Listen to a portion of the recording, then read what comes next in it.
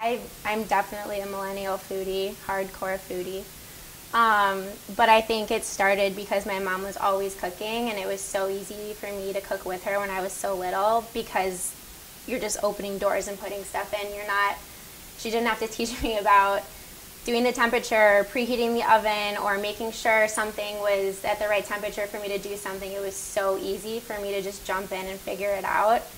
I was making quesadillas and pancakes and pizzas and cookies by myself when I was like, I don't know how old. Oh, I don't know, elementary school, first, second grade. Yeah, I'd come in and make myself food, so.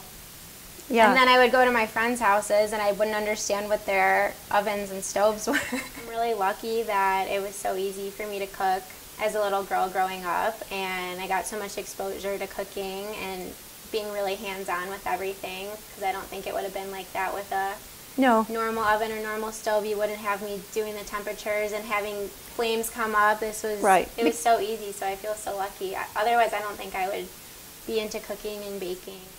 I always tell my friends about this because I do cook a lot, and tell them like how I grew up cooking. So I always talk to my boyfriend about it, and we went on a trip to Ireland like 6 months ago, and we were in a bar in Galway.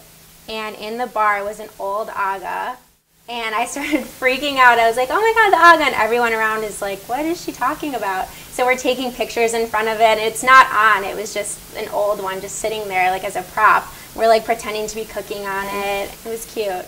I always tell my boyfriend, I'm like, when we have a house, we're having an AGA. But my mom's always like, we'll pass ours down. You guys will get ours. Well, that's what I said. He's waiting for that. I'm like, I don't know, she might not give it up.